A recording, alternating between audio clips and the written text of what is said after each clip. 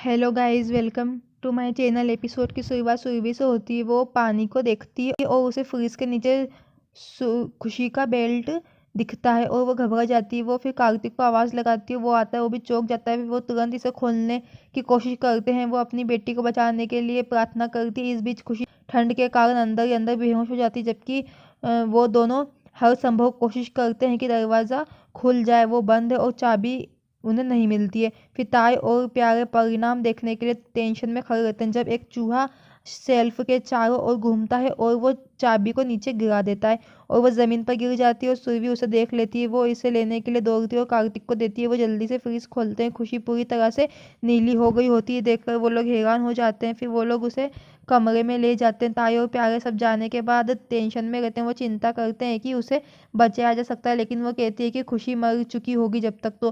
फिर किशोर डॉक्टर को लेने के लिए दौड़ता है। ताई कहती है कि वो जाकर ले आएगी। वो उसकी बात मानता है। फिर कमरे में सूर्य और कार्तिक उसे सही करने की कोशिश करते हैं, लेकिन वो आश्वासन देता है कि वो उसे कुछ भी नहीं होने देगा। उसे उम्मीद है कि निमोनिया के कोई लक्षण नहीं है। जब किशोर आता है तो डॉक्टर के लिए पूछता है। वो बताता है कि ताई लेने गई है। फिर ताई कुछ देर बाद एक डॉक्टर के साथ वापस आती है और सब चिल्लाते हैं कि ये कौन है और उसे इतनी देर क्यों हो गई। फिर ताई बोलती है कि वो कितनी हवा और बारिश में भागकर डॉक्टर को लेने गई। फिर सुरभि सभी लक्षण डॉक्टर को बताती है और ताई ध्यान से सुनती है। डॉक्टर खड़ा रहता है। ताई को उम्मीद है कि वो योजना को सफलतापूर्वक पूरा कर लेंगे। सुरभि ने उसे टाइम बर्बाद ना करने और चेकअप करने के लिए कहा। ताई उसे शांत करती है और डॉक्टर को देखभाल करने के लिए कहती है। फिर वो प्यारे को बोलती है कि ये सब नाटक है और डॉक्टर नकली है। वो कहती है कि ये इंजेक्शन खुशी को हमेशा के लिए मार देगा और वो लोग मजे लेते हैं। वो कहती है कि कोई उन पर भी शक नहीं करेगा। जैसे ही डॉक्टर इंजेक्शन तैयार करता है, सुरभि को कुछ शक होता है। वो डालने वाला होता है, जबकि ताई उम्मीद से देखती है। जब सुरभि उसे लास्ट टाइम पे रोक देती है और इंजेक्शन को फेंक देती है, सभी हैरान रहते। सुरभि पूछती है कि वो क्या कर रहा था और अगर वो अपने होश में है, और उससे पूछती है कि वो इंजेक्शन को ठीक से कैसे नहीं लगा सकता। कार्तिक पूछता है कि अब क्या करे, क्योंकि इंजेक्शन अब टूट गया है। फिर वो उन्हें एक और लाना होगा और वो चला जाता है। ताई ने भी सुरभि को फटकार लगाई कि अब क्या होगा। फिर सुरभि को एक विचार आता है और फिर वो एक सीरीज और मेड की शीशी लेने के लिए दौड़ती है और खुद उसकी नसों में इंजेक्शन देती है। ताई निराश देखती है, जबकि प्यारे पूछता है कि अब क्या। वो कहती है कि अब तक खुशी उम्मीद से पहले ही मर चुकी होगी और वो पहले ही जीत चुकी है। इस बीच जतीन इंस्पेक्टर के साथ आता है। वो कसम खाता है कि जिसने भी ऐसा किया है उसे बख्शेगा नहीं।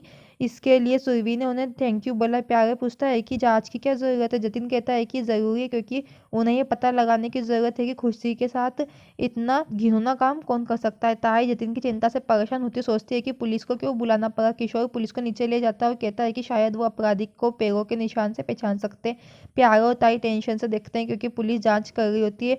प्यारे जतिन को जांच के बजाय खुशी की स्थिति पर ध्यान रखने के लिए कहता है, लेकिन ताई उन्हें फिर जारी रखने के लिए कहती है। कमरे में जैसे ही कार्तिक जाने के लिए जाता है, सुरभि ने उसे वापस अपना हाथ पकड़ लिया। वो इधर उधर देखता है और वो उससे पूछती है कि क्या खुशी को कुछ होगा। वो ये कहकर इनकार करता है कि उनकी खुशी को कुछ नहीं होगा और जो कुछ भी हो वो पता लगाएगा कि ये किसने किया और उस व्यक्ति को मार डालेगा। वो फिर वहां चला जाता है, जबकि वो चौंक जाती है। फिर वो नीचे आता है। फिर एक कांस्टेबल उंगलियों के निशान ढूंढता है और सभी चौंक जाते हैं। ताई डर जाती है। जतिन कहता है कि उंगलियों के निशान से पता चलेगा कि फैमिली में से ये किसने किया, क्योंकि कोई बाहरी व्यक्ति यहाँ पे आया नहीं। ताई पूछती है कि कोई ऐसा क्यों करेगा। कार्तिक जतिन से उसकी फैमिली पर शक ना करने के लिए कहता है। जतिन कहता है कि उसके पास ये वैलिड पॉइंट है और उसके तरीके से सोचने के लिए कहता है। कार्तिक फिर से उसे चुप रहने के लिए कहता है, ये कहते हुए कि उसकी फैमिली में कोई ऐसा नहीं कर सकता। जतिन उसे खुशी की स्थिति देखने और सोचने के लिए कहता है कि ये किसने किया होगा। फिर वो कहता है कि अगर उनकी फैमिली निर्दोष है तो फिर उसे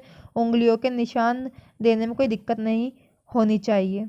फिर किशोर उसकी बात को मान लेता है और सभी को पालन करने के लिए कहता है, क्योंकि उनकी फैमिली से कोई भी ऐसा नहीं कर सकता। फिर कार्तिक उसकी बात मानता है और अहंकार रूप से उसे अपनी जांच शुरू करने के लिए कहता है। कार्तिक पहले अपनी उंगलियों के निशान से शुरू करता है और फिर दूसरे उसका पालन करते हैं। कार्तिक अपने कमरे के लिए निकल जाता है। वो सुरभि से पूछता है कि क्या कोई सुधार हुआ है और सुरभि मना करते हुए कहती है कि शरीर अभी भी ठंडा है और गर्म पट्टियों के बावजूद भी गर्म नहीं हो रहा है। जैसे ही वो खुशी का इलाज करते हैं, उनके हाथ मिलते हैं और अजीब, लेकिन वो फिर एक दूसरे को देखते हैं। नीचे लता टेंशन में रहती है। जब किशोर पूछता है कि क्या बात है, वो कहती है कि उसके आने के बाद से खुशी ने फैमिली पर अपशगुन डाला। जतिन कहता है कि खुशी उसके जीवन के लिए लड़ रही है और फिर भी वो ऐसी बातें कर रही है कि उन्होंने ऐसा फैसला किया। जतिन पूछता है कि क्या उसे अपनी सेवाओं की परवाह है।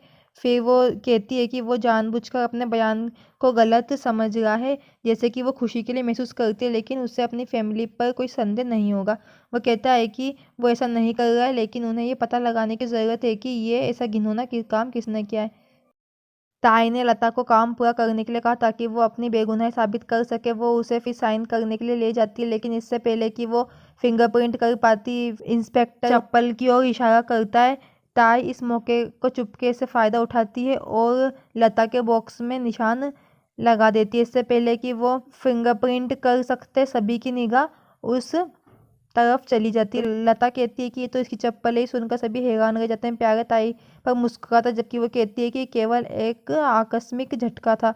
और ताई भी प्रार्थना करने के लिए बैठती है, फिर खुले तौर पर बात कर रही है कि लोग उसके पक्ष में कैसे हैं और जब तक खुशी जाग नहीं जाती तब तक वो नहीं खाएगी। जतिन कहता है कि उसने पहले ही डीसी से बात कर ली है, जो इस पर आगे की जांच करेगा, और जब तक खुशी को होश नहीं आता तब तक वो यहाँ से कहीं नहीं जाएगा। सभी निराश रहते हैं। वो बैठा रहता है और ये कहता है कि वो उसके साथ नहीं जाएगा, और कहता है कि वो अपना अधूरा काम पूरा कर लेगा जब तक खुशी को होश नहीं आता। लेकिन अंदर ही अंदर वो उम्मीद करती है कि खुशी कभी नहीं जागेगी। कमरे में खुशी का सुरभि और कार्तिक लगातार ध्यान रखते हैं। इस बीच ताई ने प्रभु से प्रार्थना की कि इस लड़की को मेरे गुस्से का सामना करने से ना बचाए।